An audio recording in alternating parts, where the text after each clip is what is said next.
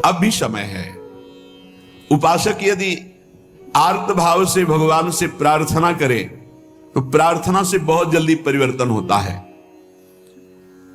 भगवान सत हैं, चिदानंद हैं, प्रेमानंद हैं, करुणामय हैं, और एक भगवान का नाम है भक्ता अनुग्रह कारिणो।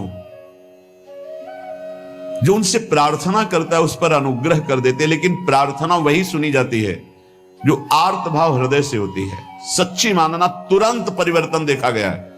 ये हम अपने जीवन की सैकड़ों बार की बात कह रहे हैं। जब कभी ऐसा आया है और प्रार्थना हुई है तो मिनट पूरा होना मुश्किल हुआ है और उस प्रार्थना का उत्तर तत्काल मिल गया है। एक बार तो बस प्रार्थना करके हटे कि वह तुरंत उत्तर आ गया, वो ऐसे से ऐसा, अच्छा अच्छा, तत्काल तत्काल। बस अंतर ये होता है कि हम हृदय से प्रार्थना नहीं कर पाते। हमारी प्रार्थना कपट जाल से युक्त होती, इसलिए प्रभु मोहि कपट छल छिद्र न भावा। हे नाथ, आप सच्चिदानंद में हैं, सच्चिद आनंद।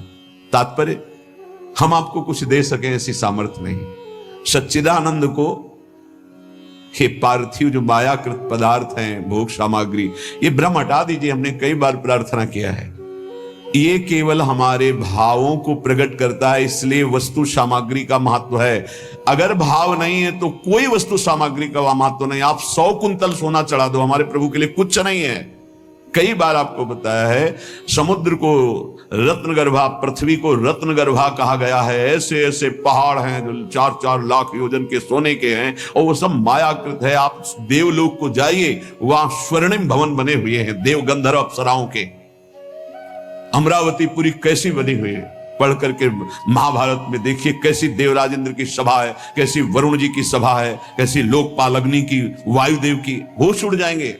और ये सब मायाकृत है। ऐसे प्रभु को हम क्या दे सकते हैं? और ऐसे प्रभु को जब रोते हुए भाव से किसी ने पत्र अर्पित किया तो बिक गए एक पत्र में, पत्रम पुष्पम फलम तोयम। हे सच्चिदानंद प्रभु, आपके एक संकल्प से संपूर्ण सृष्टि प्रकट हुई है। ये प्रार्थना, मैं नीच आपको क्या दे सकता हूं नाथ? मेरे पास तो जो कुछ है वो सब आपका दिया हुआ है। शब्दों को देखिएगा, हे नाथ, मेरे पास जो कुछ है वो तो आपका दिया हुआ है। आपके एक संकल्प से संपूर्ण सृष्टि हुई है। नाथ, मैं आपको क्या दे सकता हूं प्रसन्न करने के लिए? आप मुझ पे अपनी तरफ से, अपनी कृपा से प्रसन्न हो। जब मैं शरीर की तरफ देखता हूं, अब अगर हम विचार करें शरीर के लिए, तो नाथ, शरीर में कोई न कोई परेशानी बनी रहती है। रोगाहरंति सततम प्रबला शरीरम। ये प्रबल रोग शरीर को छीन कर रहे हैं। High blood pressure, low blood pressure, sugar, ये वो। हम क्या आपसे वादा करें कि हम ऐसी साधना करेंगे कि आप प्रसन्न हो जाएंगे? पहली बात, बाहरी वस्तुओं की। नाथ, आपने एक संकल्प में अनंत ब्रह्मांडों का सृजन किया। स्वामी, मेरे पास जो वस्तु आपकी दी हुई है, मैं किस वस्तु से आपको रिझा सकता हूं? नाथ, वो तो आपकी दी हुई है। रही शरीर की बात, तो रोगाहरंत सततम प्रबला शरीरम। प्रबल रोग हमारे शरीर की शक्ति को छीन कर रहे हैं। अंदर आए सूक्ष्म शरीर, ये काम, क्रोध, लोभ, मोह, मद, मत्सर इतना गंदा किए हैं अंदर की, हम कैसे आपको कहें कि हम अंदर से आपका ध्यान धर पाएंगे? कभी काम अपना प्रभाव दिखाता है, कभी क्रोध अपना प्रभाव, कभी लोभ, कभी मोह, कभी अहंकार, कभी ईर्ष्या। नाथ, बड़ा गंदा हृदय है। और पूरे जीवन की तरफ देखें, वादा करें कि आज संकल्प लेते हैं कि 5 वर्ष हम ऐसा करेंगे, तो 5 मिनट का भरोसा नहीं। नाच रही मृत्यु सिर पर, पता नहीं प्रभु कब हमारे शरीर का अंत हो जाए। इसलिए नाथ, मैं आज प्रार्थना करता हूं कि मेरे पास आपको प्रसन्न करने के लिए कुछ नहीं है। आपकी दी हुई भोग सामग्री और ये शरीर रोगों का घर, मन विकारों के द्वारा अपवित्र, और प्रभु पूरा जीवन मृत्यु के हवाले। किस समय मेरी मृत्यु हो जाए मुझे भरोसा नहीं, पता नहीं। प्रभु, आपकी पूजा में कभी मन नहीं लगता, सेवा पूजा में मन नहीं लगता, और नाम जप में बिल्कुल मन नहीं लगता। और ये सब किस बात है? जबरदस्ती लगाओ इसे, तभी मंगल होगा। ये सोचो मन स्वयं लग जाए तो। मंत्रम त्वदीयमपि में न जपे दृशज्ञा। बिल्कुल मंत्र में मन नहीं लगता। वो बड़े सौभाग्यशाली जिनको गुरु मंत्र में प्रीति है। ध्यान रखना, गुरु मंत्र में प्रीति साधारण साधना से नहीं होती। असाधारण साधना या असाधारण कृपा से गुरु मंत्र में प्रीति होती है। मंत्रम त्वदीयमपि में न जपे दृशज्ञा, रस पूर्वक गुरु मंत्र में निष्ठा हो जाना। गुरु मंत्र चल रहा, मंत्राकार, ये तो प्रभु कभी हुआ नहीं। पूजा में मन नहीं लग रहा, चित्तम न में स्मरति, चित्त आपका स्मरण नहीं कर रहा, तो प्रभु पक्की है दुर्गति। लेकिन एक बात समझ में आ गई कि यदि आप मुझे अपनी शरण में स्वीकार कर ले तो मेरा कल्याण हो सकता है। एक एक बात को करे। प्रभु मैंने कभी यज्ञ नहीं किया, अब यज्ञ करना बहुत कठिन कार्य है, क्योंकि जो पवित्र धान्य चाहिए, जो पवित्र मंत्र, जो पवित्र व्यवस्था है, मुश्किल ही कोई ऐसा संयोग बैठा पावे। इसलिए सबसे बड़ी यज्ञ रखी गई है, यज्ञानाम जप यज्ञोष्मी, जप यज्ञ। इसमें भी मन नहीं लगता, एक पैसा नहीं लगता इस यज्ञ में। सबसे बड़ी यज्ञ है राधा राधा राधा राधा, कृष्ण कृष्ण कृष्ण, हरि हरि हरि, नाम जपने में। पर प्रभु यज्ञो नमेस्ति, मेरे अंदर यज्ञ की भावना ही नहीं है, जप करने की भावना ही नहीं। और दान, अगर कोई दान करता भी है तो नाम जरूर होना चाहिए। पैसा वहां ज्यादा चढ़ता है जहां अमुक भक्त ने, ये अमुक जिले के हैं, 500 रुपया भगवान की भेंट की, भगवान इनका मंगल करें, लड़का बच्चा सुखी रखे, दूसरा फिर 500 निकाल के दे। और जहां ये नाम नहीं होता, जय हो महाराज, बस नाम हो तो दाम।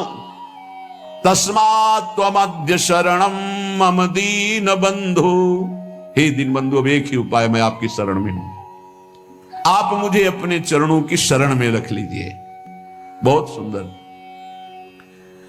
नाथ, ये शरीर का प्रतिपल परिवर्तन हो रहा है।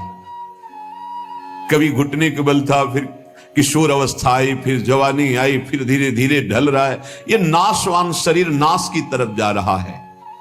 और प्रभु मन प्रतिपल भोगों में लगा हुआ है, हमारा चित्त प्रतिपल भोगों में लगा हुआ है। ईमानदारी की बात देख लो, ये खाऊंगा, ये पीऊंगा, ये देखूंगा, ये भोगूंगा, ये भोगा, अब ये भोगूंगा, ऐसी ही गणित चलती रहती है अंदर। और मेरी बुद्धि बस एक ही बात, इस विषय को भोगने में ये सुख है, निश्चय करती है, विषयों में सुख है। मारा गया प्रभु, मारा गया। कुछ भी ऐसा नहीं है जिस पर मैं टिक सकूं। शरीर टिक नहीं रहा, क्योंकि नाशवान प्रतिक्षण नाश की तरफ जा रहा। मन प्रतिक्षण भोगों का चिंतन कर रहा। बुद्धि यही निश्चय करा रही कि भोगों में, रुपया में, घर में, मकान में, स्त्री में, पुत्र में, शरीर में, इन्हीं में सुख है। नाथ, कभी मैं आत्मा राम नहीं बन सका, अर्थात अपने स्वरूप को नहीं जाना कि मैं कौन हूं। इसलिए दीन बंधु, अब आपकी शरण में हूं, बचा लीजिए मुझे। हे नाथ, मैं आपकी शरण में हूं।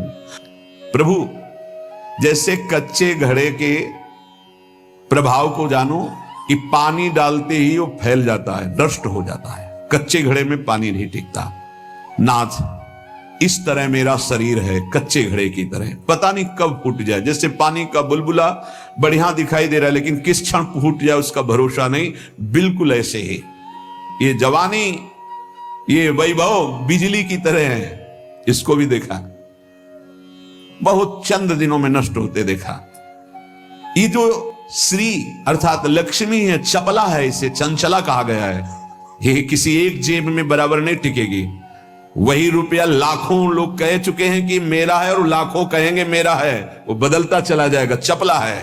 ये जवानी, ये रुपया, ये भोग सामग्री, ये वाहवाही किसी की ब्याही हुई नहीं है। आज जवान हो, कल तुम्हारी दुर्दशा हो जाएगी। आज धनी हो, कल मांग करके तुम्हें खाने की भी हिम्मत नहीं रहेगी, ऐसी स्थिति आ जाएगी। बहुत होश में, जैसे सिंघनी खाने को तैयार है, ऐसे रोग युक्त वृद्धावस्था तुम्हारा इंतजार कर रही। जब धक्का लगा के घर से बाहर कर दिए जाओगे, कर्म के परिणाम में कुछ भी तुम्हारा नहीं, कोई भी तुम्हारा नहीं। ऐसे कितने उदाहरण हैं। इसलिए अभी दीन बंधु, प्रभु के नाम जपने का अवसर जप लो। अभी प्रभु की शरण में हो जाओ, तुम्हारा मंगल हो जाएगा। इस पर भरोसा मत करो। जब घटनाएं सुनते हैं तो लगता है कि लोगों को सीख लेनी चाहिए। अपने पुत्र को 10,000 करोड़ की संपत्ति कमा के दी, उसी पुत्र ने धक्का मार के बाहर कर दिया और रोता घूम रहा है कि हमें अपने घर में रख ले। हे भाई, हरिशरणम अगर ये जीवन में नहीं है तो तुम्हारा सब जीवन व्यर्थ चला जाएगा। हे प्रभु, ये जो रुपये की आय है, ये जीव को पागल बना देती है, धर्म से भ्रष्ट कर देती है। ये भी देखा है, जितना अधिक रुपया आएगा उतनी बुद्धि भ्रष्ट होती चली जाएगी। रुपये का सदुपयोग कोई महाभागवत कर पाता है? नहीं, रुपया बहुत बुरी तरह कर्म बिगाड़ देता है। जहां रुपया बढ़ा तो फिर कर्म बिगाड़ देता है, कुछ नहीं, भारी प्रमाद। ये जो आप लोग बैठकर सत्संग सुन रहे हैं, बड़ी भगवत कृपा है जो आप यहां आकर के सत्संग सुन रहे हैं, भगवत कृपा। संसारियों को भगवत चर्चा सुनने की ना प्रेरणा होती है, ना इच्छा होती है, ना समय दिया जाता है। और जिसे सत्संग नहीं मिला जीवन में, उसका जीवन कूड़ा बना रहता है। गंदे आचरण, गंदा खाना पीना, गंदा व्यवहार। भगवत प्राप्ति करना है, भजन करना है, ऐसा कहीं चिंतन ही नहीं है, कहीं चिंतन नहीं। बस कमाना, ये सत्य है संसार, ऐसा भाव, कमाना है, मकान बढ़िया बन जाए, रुपया बैंक बैलेंस हो, अमुक कार्य सोचते सोचते मर गया, फिर अगला जन्म हुआ, फिर यही सोच, कब तक चलता रहेगा? आयाद व्ययोमम भवत्यधिको विनीते।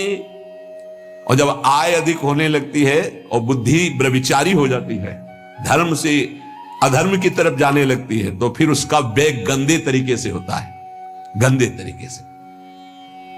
जो धर्मात्मा पुरुष होते हैं उनका धन बहुत अच्छी तरीके, सो धन धन्य प्रथम गति जाकी। क्या? अस्पताल खुलवा दिया निशुल्क, बढ़िया दवा, बढ़िया डॉक्टर, और जो असहाय गरीब है फ्री दवा उनकी, भोजनालय निशुल्क, किसी भी तरह का कोई छल कपट नहीं, जो रूखा सूखा सब फ्री पवार। ये धन का सदुपयोग। गौ सेवा, लाखों गौओं का, पशु पक्षियों का पोषण हो रहा है।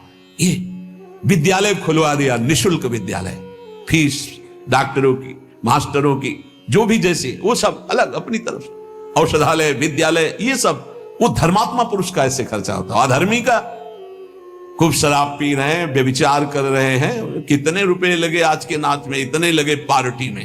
अस्पताल खुलवा देते तो पूरे तुम्हारा परिवार का कल्याण हो जाता, कितना लाभ मिलता। जो धनाभिमानी हैं उनके द्वारा धन का सदुपयोग नहीं होता, जो भगवत चरणारविंद के आश्रित है उनका सदुपयोग होता है। बोले प्रभु, अधिक आय होने पर धन का व्यय गलत तरीके से होने लगता है। नाथ, उसका प्रभाव यह हुआ कि काम आदि दोष बहुत बढ़ जाते हैं, बहुत बढ़ जाते हैं। कामादयो ही बलिनो निवला समाद्या, इतना निर्बल कर देता है कि वो बुद्धि से निश्चय ही नहीं कर पाता कि ऐसा करना चाहिए कि नहीं, वो ना करने योग्य व्यभिचार करता है। कामादया ही बलिनो निवला समाद्या, मृत्यु यदा तुदति माम बद किम बदेयम। क्या कहूं प्रभु, इतना निर्बल कर दिया काम ने कि अब अपने को रोक नहीं पाता हो। अब तो मृत्यु का दंड मिलेगा और नरक की दुर्गति भोगनी पड़ेगी। नाथ, अब तो आप संभाल लीजिए, आपकी मैं शरण में हूं। एक ही उपाय है, तस्मात्। अब एक उपाय है, आपकी शरण में हूं दीन बंधु, आप स्वीकार कर लो। दीन बंधु, प्रभु कभी किसी तीर्थ में जाके कष्ट रूपी तपस्या नहीं की।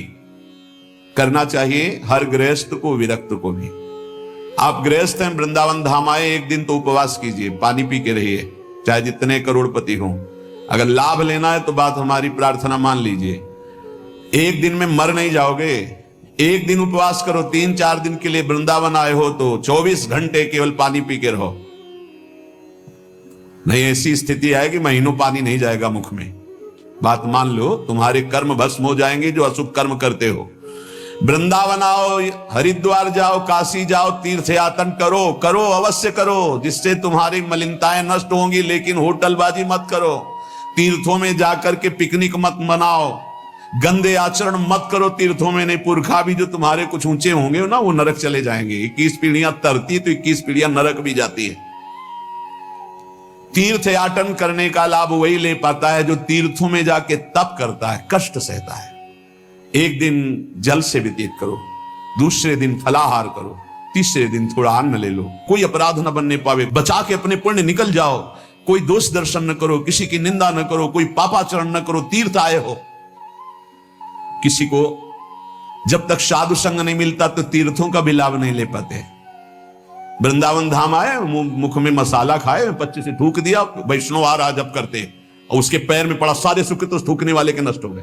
दोना में चाट खाई, परिक्रमा मार्ग में फेंक दिया। उनको क्या पता है कि कहां क्या है।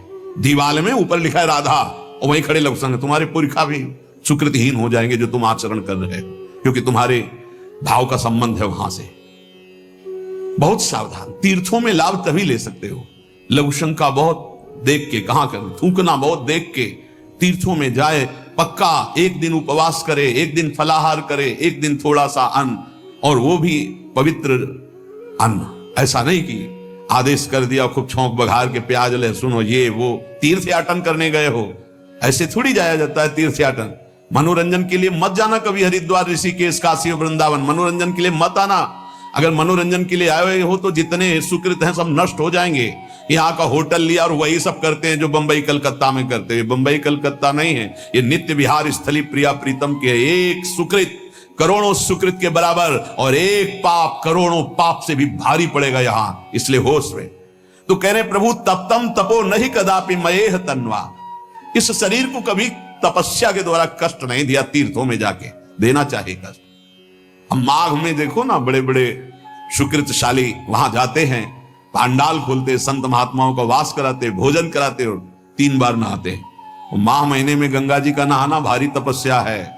ऐसे एक डुबकी लगाओ तो लगता है सर है कि नहीं है, कुछ पता ही नहीं चलता, इतना ठंडा चल रही वायु। हाँ, गीजर में नहाने वाले गंगा जी में कब डुबकी मार पाएंगे। तो तीर्थों में जाते 8 बजे वहां से उठे हो, गीजर से नहा धो के पान वान खा के बाहर। ऐसे तीर्थ नहीं होते। 3 बजे तड़के जाओ, गंगा स्नान करो, बैठो भजन में, माला चलाओ। 3 दिन 4 दिन जो वृंदावन वास, तीर्थराज, प्रयागवास, काशीवास, ये कठोर तप पूर्वक किया जाता है। पर प्रभु कभी ऐसा नहीं हुआ। दीन बंधु और वाण्या तथा नहीं कदापि तपश्च तप्तम। वाणी का कभी तप नहीं किया। शरीर का ये तप है तीर्थयाग, और वाणी का तप 2 घंटे 3 घंटे बैठ गए, खूब नाम कीर्तन किया, राधा राधा राधा। नाम कीर्तन में मन बड़े पुण्यात्मा पुरुष का लगता है। और नाम संकीर्तनम यस्य सर्व पाप प्रणाशनम, समस्त पापों को विध्वंस कर देता है नाम कीर्तन। तो वाण्या तथा नहीं कदापि तपश्च तप्तम। नाथ कभी शरीर से तो तप तीर्थों में किया नहीं, वाणी से कभी नाम कीर्तन का तप नहीं किया। पूरी चतुरासी जी गा लिए, सुधा निधि गा लिए, यमुना के तट पर बैठ करके आए 2-4 दिन के लिए, और परिक्रमा लगाए, नाम कीर्तन में बैठे, नाम कीर्तन किया। ये कभी तप नहीं किया। मिथ्या विभाषण परेण, जबान से झूठ बोलना, गाली देना, निंदा करना, पापाचरण करना। प्रभु शरीर से पाप, वाणी से, और मानसम ही, और मन से प्रभु पूछो मत। मन तो सदैव पाप ही सोचता रहता है। तस्मात् मध्य शरणम मम दीन बंधो। हे दीन बंधु, ऐसे मुझ नीच को अपनी शरण में रख लो। प्रभु ये मन जड़ हो गया, चाहे जितना समझाओ समझता नहीं, अपनी मनमानी करवाता है। देख लो भाई, ये मन इतना जड़ हो गया है कि लाख सत्संग सुने पर वो करेगा अपने मन की। प्रभु अहंकार इतना बढ़ गया है कि संतों के चरणों में नमस्कार करने का मन ही नहीं होता। अहंकार बढ़ गया है। ऐसे भी दर्शन होते हैं, दैन्य के दर्शन होते हैं, अहम के भी दर्शन होते हैं। अहम जब बढ़ जाता है तो रंक करि संतन जानत अभिमानी, गर्विष्ठ लोभ मद मत्त अगाधा, दुष्ट परिहरो दूरी भजत भज श्री हरि राधा। अभिमान बढ़ा हुआ है, मद बढ़ा हुआ है। नाथ ये हमारा अहंकार विनम्र नहीं होने देता, ना आपके सामने और ना आपके संतों के सामने। प्रभु चक्षुष्मेन तो पश्यते विश्वरूपम। ये आंखें ऐसी अपवित्र हो गई हैं कि बस गंदा ही देखती, ये नहीं देखती कि आप स्त्री के हृदय में बैठे हो, पुरुष के हृदय में बैठे हो, जड़ चैतन्य के हृदय में। हे विश्वात्मा, आप सबके हृदय में बैठे हो, मेरे नेत्र ये नहीं देखते, गंदा ही देखते हैं। नाथ वाचा तथैव नवदेन मम सौम्य वाणी। कभी किसी के सामने दैन्य वाणी हमने नहीं बोली। प्रभु जब बोली तो कठोर और अभिमान भरी वाणी बोली। अतः मुझे जैसे नीच के लिए तो एक ही बात रही, तस्मात् मध्य शरणम मम दीन बंधु। हे दीन बंधु, केवल आप अपनी शरण में ले लो तो मेरा उद्धार हो सकता है। प्रभु यद्यपि सतोगुण भी मायाकृत है, पर सतोगुण से आपकी भक्ति की तरफ जाया जाता है। पर नाथ सतोगुण तो तब आवे ना जब सतोगुणी आहार हो, सतोगुणी संग हो, सतोगुणी विचार हो। पर प्रभु आहार और विहार सब रजोगुणी तमोगुणी, तो रजोगुण तमोगुण छाया रहता है। इसकी पहचान निद्रा आलस्य प्रमादोत्थम तत्तामस मुदाहरतम, नींद में पड़े रहना, गुस्सा करना और जो नहीं करना चाहिए ऐसे आचरण करना। और रजोगुण में काम, मान, सम्मान, नाना प्रकार की अर्थ सामग्री, भोग सामग्री, इसमें विचरना। ये रजोगुण तमोगुण ये हमसे अशुभ कर्म कराते ही रहते हैं, क्योंकि सतोगुण से ही शुभ कर्म होता है।